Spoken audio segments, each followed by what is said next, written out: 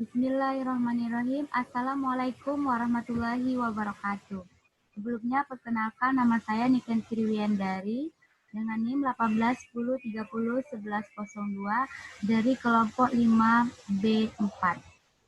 Nah, di sini pada kesempatan kali ini saya akan membahas mengenai emergency care on stroke and spinal cord injury from physical therapy aspect. Di sini dengan dosen pengampu yaitu Bapak Tri Laksono SSFM SPT AIPO. Terkait ini merupakan pertolongan pertama atau yang emergency daripada stroke dan spinal cord injury, di mana juga memerlukan dari aspek fisioterapi sebagai penolong pada pasien ini. Nah, kemudian untuk yang ini fisioterapi harus bekerja sama tentunya dengan tim medis lainnya untuk bekerja sama menyelamatkan pasien pada kondisi ini. Baik, untuk selanjutnya itu ada pengertian dari stroke itu sendiri. Nah, secara besar atau secara umumnya stroke dengan spinal cord injury itu tentu berbeda. Kalau stroke itu dia terjadi kelemahan pada anggota sebelah anggota geraknya.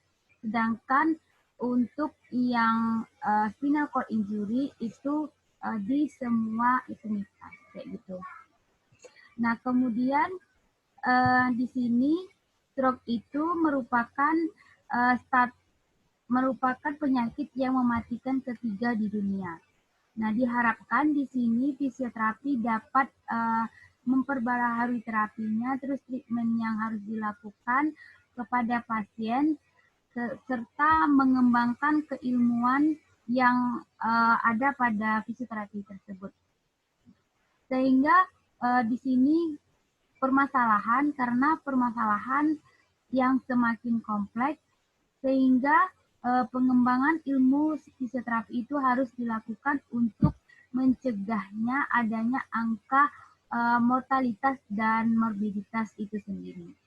Nah, kemudian angka kecacatan dan kelumpuhan. Nah, di sini itu ya untuk secara umumnya dari yang kasus stroke ini. Oke. Untuk selanjutnya itu kita masuk ke dalam tipe stroke itu sendiri. Nah, tipe stroke itu sendiri ada dua tipe. Yang pertama ada iskemik dan hemoragik. Untuk yang iskemik ini dia prevalensinya lebih besar daripada hemoragik. Untuk iskemik itu 85%, sedangkan hemoragik 15%. Lalu bagaimana sih bisa terjadinya yang stroke iskemik ini? Nah, stroke iskemik ini itu terjadi ketika adanya penyumbatan pada pembuluh darah kapiler yang ada di dalam otak. Nah, ketika terjadinya penyumbatan ini disebabkan oleh adanya plak-plak yang menyebabkan kesumbatnya, terus kemudian tidak hanya plak tapi juga adanya emboli atau embolus.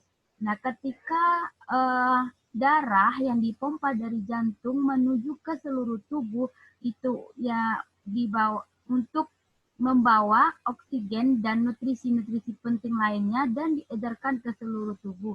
Nah, akan tetapi di sini terjadinya penyumbatan. Nah, sehingga oksigen dan nutrisi-nutrisi lainnya itu tidak bisa disebarkan dan tertumpu di sini. Nah, akibatnya terjadilah kematian jaringan pada bagian otak tersebut. Bagian otak yang tidak mengalami yang tidak teraliri oleh oksigen atau nutrisi-nutrisi tersebut. Nah, kemudian biasanya pertolongan pertamanya itu harus segera dirujuk ke rumah sakit untuk mendapatkan prognosis yang lebih ringan atau prognosis yang tidak memperparah pasien. Nah, ketika sampai di rumah sakit, maka nanti dokter akan memberikan obat yang namanya pelancar perdarahan pada pembuluh kapiler ini. Nah, seperti yang terlihat di gambar, ini yang gelap ini merupakan kematian jaringan yang begitu besar, nah sedangkan ini tidak.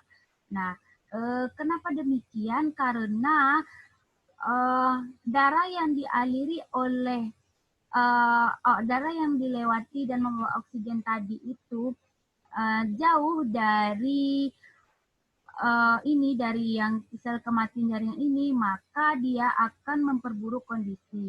Nah, akan tetapi ketika darah tersebut mengalir dan bisa menjangkau dari situs atau situasi atau kondisi yang kematian jaringan tersebut, maka darah tersebut maka sel yang atau tempat yang maksudnya tuh tempat yang ini tadi, yang kematian jaringan itu tadi, maka akan semakin kecil seperti itu. Intinya semakin dekat aliran darah itu ke yang mematikan kematian jaringan ini, maka semakin sedikit kematian jaringan tersebut. Tetapi semakin jauh dari kematian jaringan tersebut, maka akan sulit untuk mendapatkan oksigen tersebut sehingga makin banyaknya kematian jaringan yang ada di daerah sini seperti itu. Nah, kemudian setelah itu setelah stroke iskemik, kemudian ada stroke hemoragik. Nah, stroke hemoragik ini disebabkan karena adanya pecah pembuluh darah pada pembuluh darah kapiler yang ada di otak. Nah, pecahnya pembuluh darah ini menyebabkan pembuluh darah itu melebar dan darahnya melebar meluas kemana-mana sehingga terjadilah stroke yang semakin parah seperti itu. Sebenarnya parah yang stroke hemoragik dibandingkan stroke iskemik, tapi banyak yang mengalami prevalensinya iskemik dibanding hemoragik. Nah, seperti itu. Kemudian selanjutnya ada info penting dari yang namanya otak tersebut. Nah, otak ini tentunya sangat sensitif. Nah, otak yang sensitif ini dia itu harus menerima 20% dari total sirkulasi darah atau cardiac output yang keluar dari jantung. Nah, kemudian dia itu menerima hanya berat dari otak tersebut, dia itu hanya 2% dari berat badan seperti itu. Nah, kemudian otak ini tentunya sangat memerlukan oksigen. Nah, ketika seperti saya jelaskan tadi, ketika oksigennya itu ada atau teraliri seperti itu, maka kondisinya akan baik-baik saja. Tapi ketika tidak ada oksigen, maka akan kekeringan, istilahnya itu ibarat tanaman itu ya, akan kekeringan seperti itu. Nah, kemudian otak itu tergantung dari kan di ininya di oksigen. Terus lalu apa yang terjadi ketika otak tersebut tidak dialiri oleh oksigen? Nah, maka akan terjadinya yang namanya itu kecacatan yang di area diinervasi oleh otak tersebut. Nah, sehingga terjadilah itu tadi, stroke tadi. Nah, stroke itu dia apabila mengenai bagian yang hemisfer kiri, maka anggota gerak yang terkena yaitu anggota gerak kanan. Jadinya dia itu saling bersilangan. Jika yang kenanya pada hemisfer kanan, maka anggota gerak kiri yang terkena seperti itu. Kemudian selanjutnya ketika terjadinya stroke, time is brain, itu otak itu mempunyai waktu untuk dia itu kehilangan dari saraf-sarafnya tadi. Nah, ketika kita mengalami stroke, itu per detiknya, per menit, bahkan per jamnya itu ada kehilangan saraf-saraf. Nah, untuk per detiknya itu dia kehilangan sebesar 1,2 miliar saraf yang hilang per detiknya. Kemudian naik lagi per menit itu sebanyak 1,9 per menit yang neuron yang hilang. Kemudian per jam, nah ini tambah parah lagi, 120 juta per jam sel neuron itu kehilangan sel neuron pada saat terjadinya stroke. Nah, kondisi ini seperti ini harus tentu sangat pentingnya yang tadi kondisi yang harus segera diselamatkan seperti itu. Nah, kemudian bagaimana sih untuk kehilangan ini tadi? Tentunya penanganan pertama pada kasus ini sangat penting karena pertolongan pertama menentukan dari prognosis pasien tersebut. Apabila segera ditangani, maka prognosis akan semakin baik. Begitu juga sebaliknya. Nah, terus apa yang harus dilakukan pada saat pertolongan pertama pada pasien? Sebelum ke sana, kita harus mendeteksi terlebih dahulu bagaimana stroke itu, seperti itu. Kita harus mendeteksi apakah itu benar stroke atau tidak dengan menggunakan metode FAST. FAST. Nah, seperti ini. Nah, untuk yang pertama itu ada FAST. Oke. Untuk FAST, bukan FAST ya, maaf. FAST. FAST-nya itu maksudnya mukanya. Nah, kita lihat dari muka si pasien tersebut. Apakah ada ketidaksimetrisan dari mukanya tersebut? Apakah ada drop face atau tidak simetris tadi? Nah, apabila terjadi drop face atau tidak simetris, maka dia bisa dikategorikan atau digolongkan sebagai stroke. Ya, itu untuk kategori pertama. Tetapi bisa juga di sini antara stroke dengan Bell palsy. Nah, tetapi kalau dia itu stroke, dia itu rusaknya di sistem saraf pusat. Nah, tapi kalau dia Bell palsy, itu tuh dia rusaknya di sistem saraf tepi. Nah, seperti itu. Itu untuk indikasi yang pertama. Terus untuk yang kedua selanjutnya arm weakness. Nah, arm weakness ini bisa kita lihat dari lengan si pasien tersebut. Bagaimana cara mengetesnya? Seperti ini. Ketika kita menginstruksikan kepada pasien itu untuk menahan tangannya seperti ini, menahan tangannya selama 10 detik. Nah, apabila pasien tersebut tidak bisa menahan dari tangannya tersebut 10 detik, akan tetapi terjadi weak arm atau kelemahan tangannya ini seperti bisa menahan, maka itu bisa menjadi kategori yang kedua untuk stroke kayak gitu. Nah, tetapi kalau tidak ya enggak gitu. Nah, kemudian yang ketiga apalagi? Nah, yang ketiga ini speech difficult. Speech difficult ini merupakan kesulitan dalam berbicara seperti itu. Nah, cara ngetesnya kita menginstruksikan kepada pasien untuk mengulangi kata apa yang kita bicarakan. Misalnya saya bilang, saya sedang duduk. Nah, ketika pasien lancar mengucapkannya, maka tidak terjadi yang namanya stroke. Nah, tapi ketika ada kesulitan dalam mengucapkan kata-kata tersebut, nah bisa termasuk ke indikasi stroke itu tadi. Nah, kemudian selanjutnya setelah terjadi speech difficult tadi, nah kita telah mempunyai tiga bahan atau tiga kategori yang mencangkup atau merangkum bahwa dia itu positif tidak bisa melakukan apa yang kita perintahkan. Nah, untuk itu segera kita hubungi pihak atau tenaga medis dengan call 911 seperti itu. Nah, nanti pasien akan dirujuk ke sana seperti itu ya. Nah, kemudian ini tadi penjelasan yang di atas.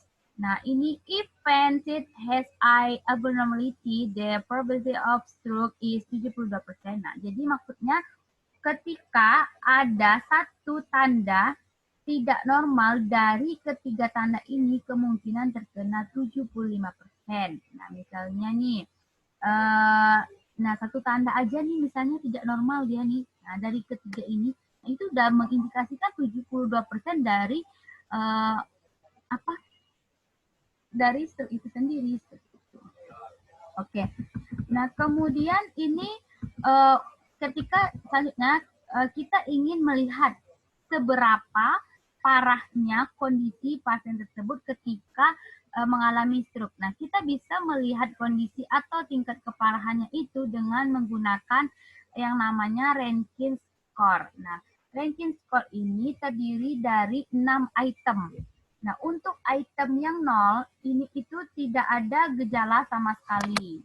Nah, kemudian untuk yang 1, dia itu masih bisa, masih belum ada terlalu gejalanya, masih belum banyak banget. Nah, terus kemudian dia juga masih bisa melakukan aktivitas, terus tidak ada gangguan yang signifikan, terus gejalanya itu masih ringan. Nah, itu bisa melakukan aktivitas.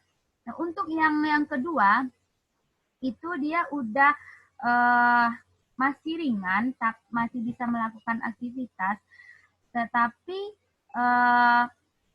dia juga bisa berjalan tanpa ada bantuan seperti itu. Nah, terus untuk yang ketiga itu dia sudah aktivitasnya itu sudah memerlukan bantuan orang kayak gitu.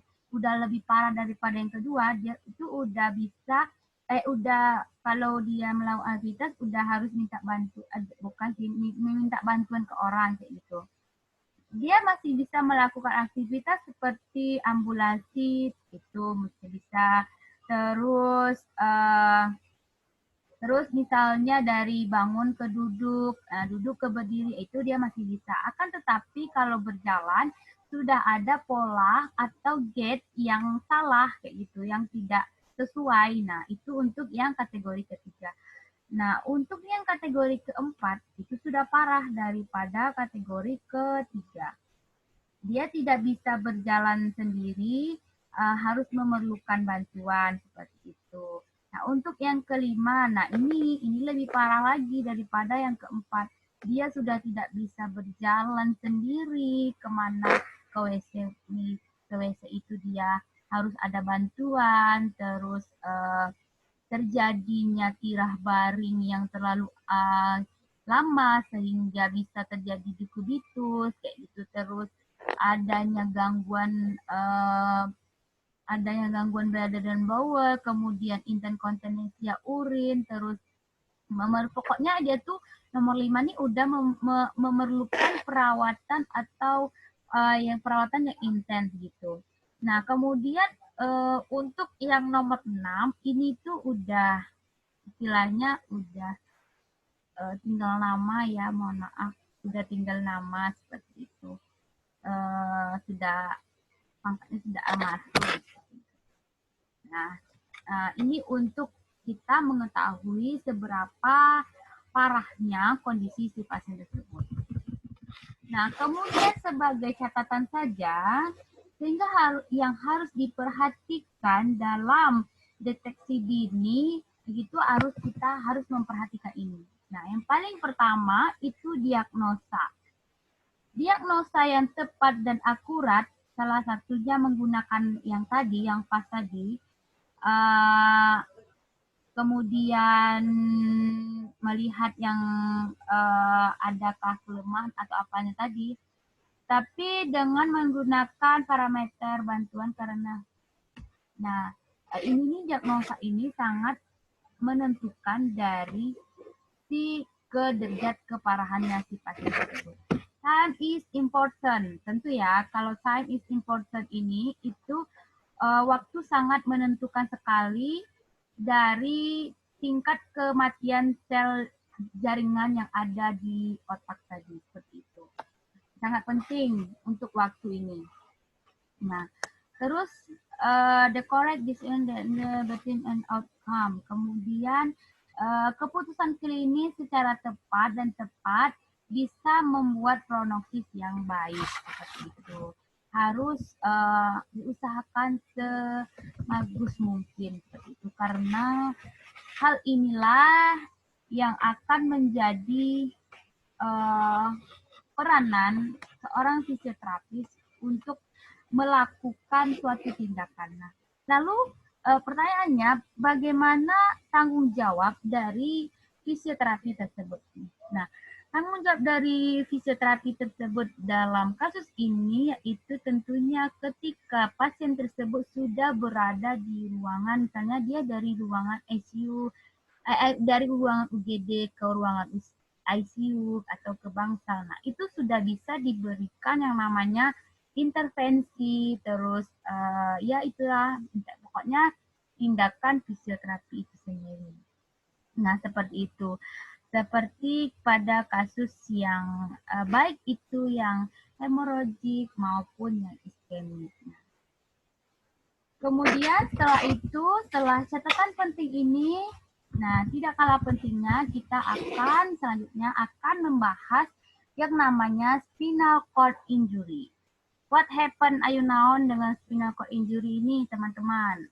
Nah, jadi spinal cord injury itu merupakan suatu cedera yang terdapat di medula spinalis. Oke, gini ya. Medula spinalis itu berada di vertebra. Nah, ini anatomi vertebra nih misalnya. Di satu lubang itu kan ada, di tumpukan itu ada yang namanya vertebra dari tumpukan itu. Nah, satu tumpukan itu, satu lubang itu, satu vertebra itu ada namanya, dia terdapat lubang. Lubangnya itulah yang dinamakan apa namanya, foramen intervertebralis, ya Allah, foramen intervertebralis. Nah, jika satu foramen itu digabungkan dengan foramen yang lainnya, maka terbentuklah terowongan. Nah, terowongan ini dinamakan yaitu kolumna vertebralis. Nah, disitulah terdapatnya atau tempatnya si spinal cord injury ini. Misalnya ketika terjadinya fraktur pada cervical, maka itu akan bisa terkena seperti itu. Nah, medula spinalis ini ketika dia mengalami kerusakan, maka akan mengalami perubahan pada fungsi motorik, sensorik, dan otonomik. Karena itulah medula spinalis itu merupakan sistem saraf yang upper motor neuron sama lower motor neuron. Nah, upper motor neuron ini maksudnya dari otak ke medula spinalis, sedangkan yang lower motor neuron itu dari medula spinalis ke sistem saraf tepi yang sampai ke tangan, ke kaki, kayak gitu. Nah, ketika terjadinya permasalahan atau koneksi yang tidak bagus antara saraf dengan medula spinalis ini, maka sensoris, motorik, dan otonomik tadi akan mengalami gangguan. Nah, analoginya seperti ini. Misalnya nih, ketika orang normal nih misalnya dicubit, dicubit, ini kan sakit nih kan ya. Nah, terus rasa sakit ini akan dihantarkan oleh impuls. Misalnya impulsnya itu dari kulit. Nah, nanti kulit ini akan meneruskan ke medula spinalis. Nah, lalu medula spinalis ini menuju ke cervical.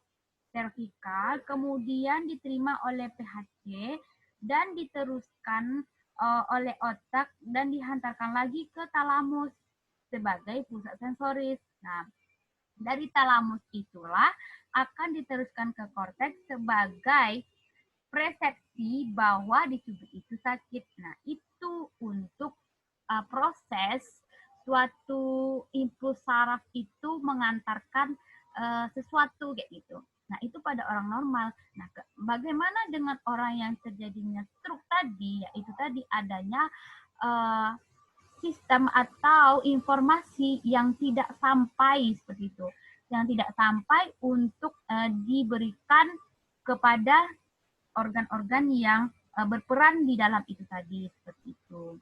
Nah, orang stroke ini tidak bisa dia yang bagian-bagian itu tadi berfungsi dengan baik itu, terutama pada spinal cord injury, maaf. Nah, orang yang spinal cord injury tadi tidak bisa mekanismenya perjalanan itu tidak sesuai dengan yang saya sampaikan tadi, itu yang pada orang normal kayak gitu. Nah, itu untuk yang kasus pada medula spinalis seperti itu. Nah, itu spinal cord injury, Deng, maksudnya. Konstruk ya, maksudnya itu spinal cord injury. Nah, ini secara definisinya dari spinal cord injury itu. Nah, spinal cord injury ini tadi nih garis besarnya ini tidak teraktif, tidak normalnya motor, sensori, dan outcome function tidak berfungsi secara baik. Kemudian selanjutnya ada mekanisme dari terjadinya spinal cord injury ini. Nah, pertama itu ada yang namanya direct trauma. Untuk direct trauma ini itu tuh benturan langsung dan terjadi fraktur. Nah, ini biasanya terjadi pada kecelakaan. Nah, pada mekanisme ini, direct trauma ini merupakan kasus yang terbesar atau yang terbanyak karena dia di sini tuh ibaratnya trauma atau kecelakaan. Nah, seperti itu. Nah, kemudian untuk selanjutnya itu ada kompresi. Kompresi dari tulang, fragmen tulang, kemudian hematoma dan diskus dan material diskus. Nah, contohnya kalau kompresi itu kayak duduk terus kayak terhempas gitu loh. Terus dia antara vertebra satu dan vertebra lainnya itu saling ini dari menekan kayak gitu sehingga terjadinya kompresi fraktur dan terjadinya kerusakan tadi pada medula spinalis seperti itu. Nah, kasus lain bisa juga seperti HNP atau hernia nucleus pulposus. Nah, di sini kan hernia nucleus pulposus ini pecahnya bantalan sendi. Nah, ketika diskus itu terjadinya pecahan, maka akan menekan dari sistem atau spinal cord injury tadi, menekan dari medula spinalis tadi. Nah, kemudian ketika dia hernia nucleus ini parah, maka akan terjadinya SCI seperti itu. Intinya HNP itu merupakan pemicunya gitu loh. Nah, kemudian juga ini ketika dia tertekan, maka akan terjadi iskemik atau penekanan yang artinya medula spinalis tidak lagi menerima oksigen dengan cukup dan akan terjadi kematian jaringan. Nah, disebabkan terjadinya penekanan pada arteri menuju ke medula spinalis. Nah, jadi sama aja ya kayak kasus stroke tadi. Nah, pada medula spinalis itu ketika tidak dialiri atau tidak ada oksigen di dalamnya, maksudnya itu maka akan juga terjadi kematian pada arteri pada yang menjadi pada arterinya tadi, pada arteri dan medula spinalisnya itu. Nah, sehingga oksigen itu sangat dibutuhkan karena itu tadi membawa darah-darah bersih seperti itu. Nah, itu untuk yang mekanismenya tadi. Kemudian selanjutnya ada statistik. Nah, statistik ini dari penelitian yang dilakukan di USA Statistik itu ada yang empat statistik yang banyak terjadi spinal cord injury. Yang pertama itu ada kendaraan bermotor, kemudian terjatuh, kemudian tindakan kriminal, kemudian ada olahraga. Nah, di sini paling tinggi yaitu tadi kendaraan bermotor. Nah, kemudian 44,5%, 18,1%, 16,6%, 12,7%. Nah, yang lebih menariknya lagi untuk dibahas yaitu sebanyak 55% kasus ini terjadi di usia yang produktif, yaitu terjadi di usia 16 sampai 30 tahun.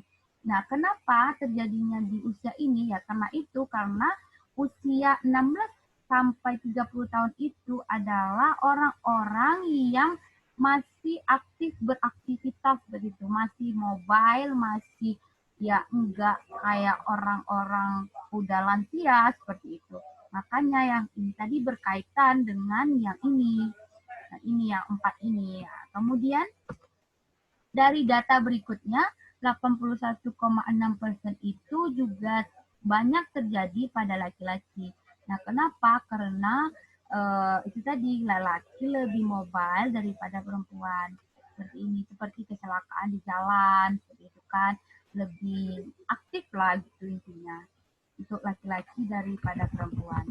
Nah, ini ada gambaran dari anatomi dari spinal cord injury ini. Nah, jadi anatomi spinal injury ini dari medula oblongata sampai L1. Akan tetapi akar sarafnya ini menyebar sampai ke ini banyak sampai ke sacrum, sampai ke sini banyak. Nah, seperti itu. Nah, kemudian ini cuma anatominya aja. Terus apa lagi? Ini. Nah, dari sini di medula spinalis itu dibagi menjadi 2 bagian. Nah, 2 bagiannya ini yang ini loh. Ini dorsal root sama frontal root. Nah, dorsal root ini bagian medula spinalis yang belakang atau disebut juga dengan PHC. Nah, tugasnya ini menerima sensori ini.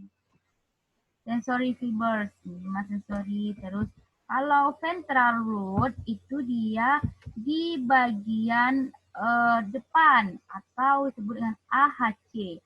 Nah, dia itu berfungsi untuk motor fiber untuk menggerakkan seperti itu. Nah, kemudian ini tadi gambaran dari dorsal dan roof dari ini. Nah, ini dorsal and ventral root joint at intervertebral foramen to form the spinal nerve. Jadi ini nih banyak dialiri oleh saraf-saraf seperti itu. Nah, selanjutnya itu ada dermatom. Nah, untuk dermatom, ada yang tahu ini dermatom apa? Nah, baik. Nah, dermatom itu adalah area kulit yang diinervasi oleh medula spinalis seperti itu. Area yang diinervasinya yaitu C3 di bawah leher, kemudian di leher, kemudian C4 di bawahnya lagi, kemudian C5. Kemudian untuk menghafal ini mudah aja sih sebenarnya. Nah, untuk yang T4 nih, ini ya T4 ini di area areola. Kemudian T10 di umbilicus. Thorax 10 itu di umbilicus, berarti yang di tengah-tengahnya ini dari T6 sampai 10 di area dekat umbilicus, terus T3 sampai atasnya itu di atas areola. Gitu. Nah, ini juga nih sarafnya banyak seperti itu. Nah, untuk yang di cervical itu area leher dan tangan. Cervical, area leher dan tangan. Untuk yang torakal itu bagian tangan, begitu. Kemudian ada miotom. Nah, miotom ini apa? Nah, miotom ini adalah eksekusi dari dermatom. Maksudnya dia sebagai penggerak dari miotom. Nah,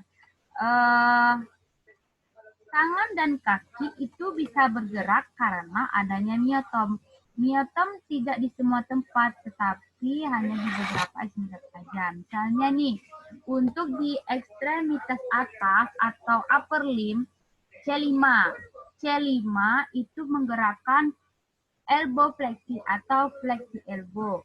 Nah, kemudian untuk C6, wrist extension, C7, elbow extension, kemudian elbow extension, kemudian C8 finger flexion, kemudian untuk finger abduction atau little finger ini. Nah, seperti itu untuk mekanisme dari yang Ini tadi ya, seperti itu. Nah, terus kemudian untuk ini ketika C5 elbow flexion, ketika hanya elbow flexion aja yang bergerak, berarti itu yang menjalankan hanya C5. Tetapi ketika gerakan tangan udah kompleks, seperti itu, udah kompleks banget, nah itu semuanya berperan, C5, C6, C7, C8, C1, seperti itu, semuanya bergerak. Nah, kemudian untuk lower limb, L2 hip flexion, L3 knee extension, L4 ankle dorsal flexion, L5 long to extension, S1 ankle plantar flexion. Seperti itu. Kemudian ada klasifikasi dari spinal cord injury. Nah, klasifikasinya ini ada dua. Yang pertama ada tetraplegi sama paraplegi. Bedanya apa? Bedanya untuk yang tetraplegi itu terjadinya kerusakan pada sensori dan motoriknya itu keempat ekstremitas. Nah, sedangkan untuk yang paraplegia ini atau tetraparaplegia ini dia itu terjadi kelumpuhan, kelemahan maksudnya, tetapi dia masih bisa merasakan seperti itu. Masih bisa, sensorinya itu masih hidup. Nah, tapi kalau yang paraplegi itu terjadi kerusakan di dua ekstremitas. Nah, sama ya, kalau paraplegia itu dia itu masih bisa merasakan tetapi dua ekstremitas yang terkena. Nah, kemudian ini ada injury either, ada yang itu cedera yang lainnya. Nah, kalau komplit yang tadi itu termasuk dengan plegia. Kalau komplit itu motor dan sensorisnya kena. Tapi kalau incomplete, nah motornya nggak kena. Kalau sensorisnya nggak kena, motornya kena seperti itu. Itu para presis untuk incomplete. Kemudian selanjutnya ada complete yang ini tadi. Complete loss of voluntary move of part immunization and disparable loss of functional. Ini udah ya yang tadi aku jelasin, yang complete sama incomplete. Itu. Nah, selanjutnya untuk incomplete dan complete.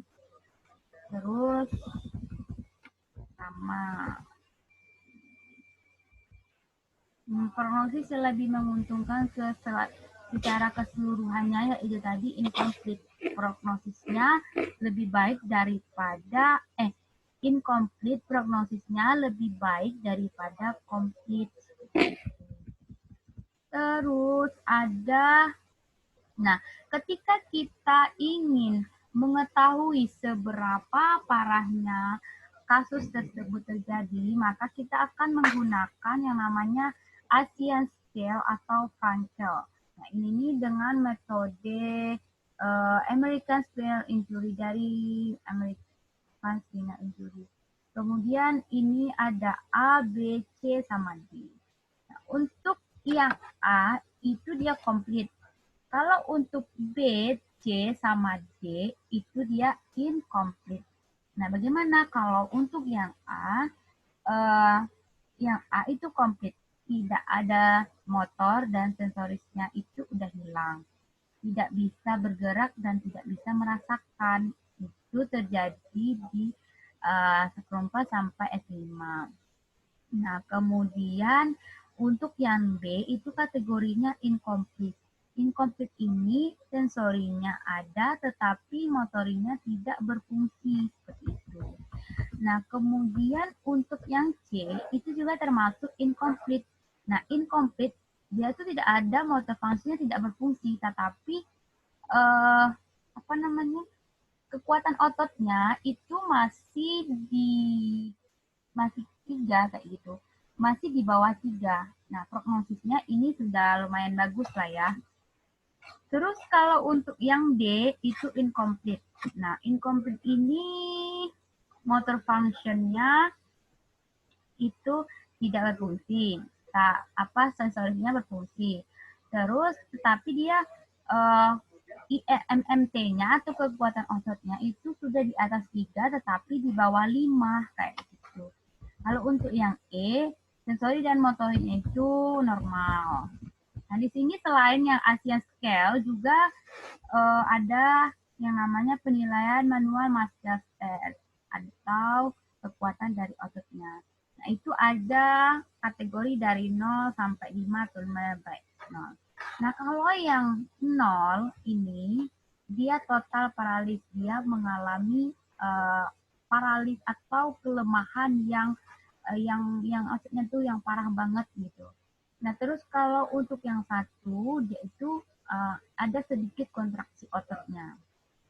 Nah, ini untuk yang dua ada kontraksi otot tetapi belum bisa menahan atau melawan gravitasi.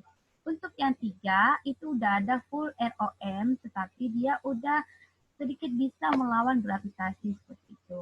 Untuk empat dia full ROM. Nah, kemudian dia kekuatan ototnya itu bagus seperti itu.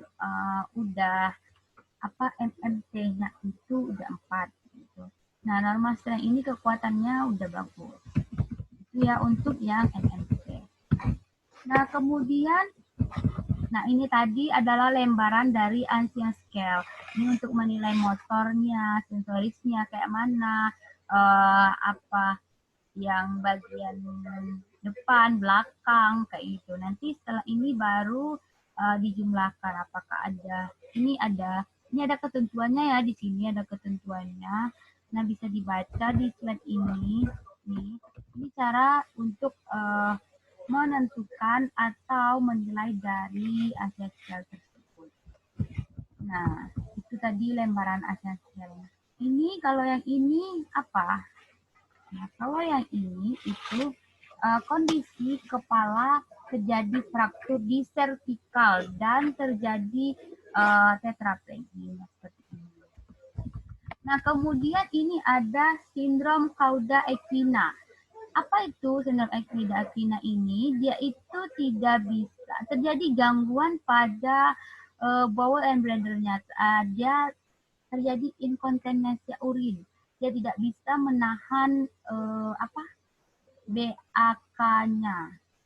Ya, BAK-nya tidak bisa menahan, jadi beser gitu, beser, tahu kan, beser.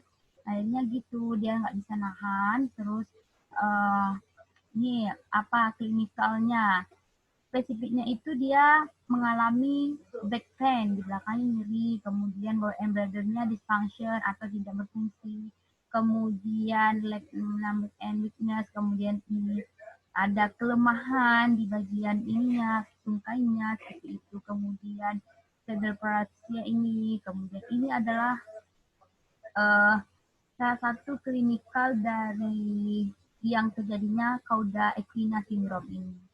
Nah, kemudian apa yang kita lakukan ketika pre-hospital atau pre-hospital? Yang pertama itu kita ada evakuasi. Nah, fokus kita pada evakuasi. Setelah evakuasi, kemudian perhatikan ketika kita memfiksasi servikal dan polar. Kalau kemudian fiksasi itu ada dua. Ketika frakturnya di servikal, maka menggunakan servikal polar. Nah, ketika dia terjadi di torakal, maka menggunakan LSO seperti itu.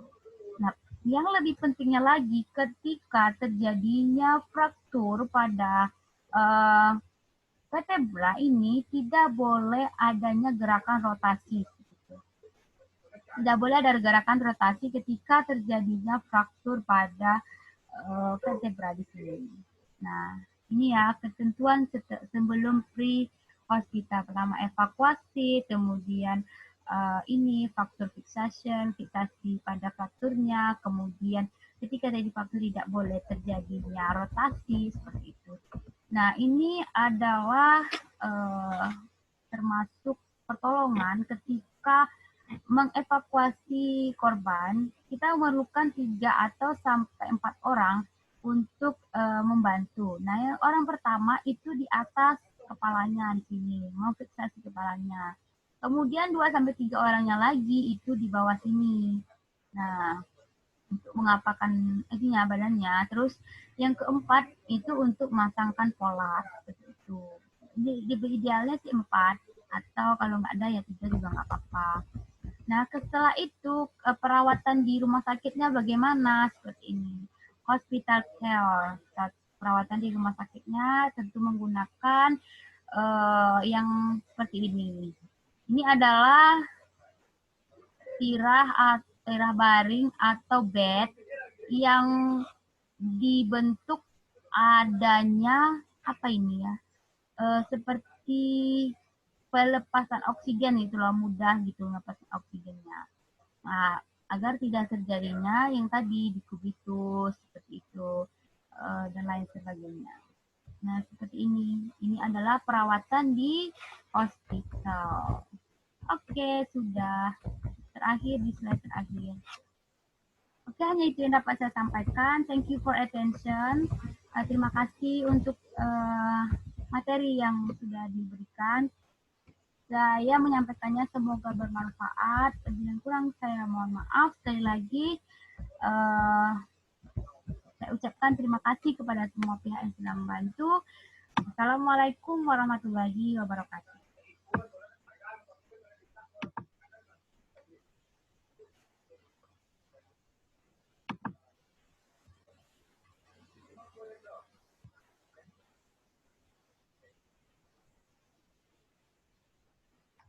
Record.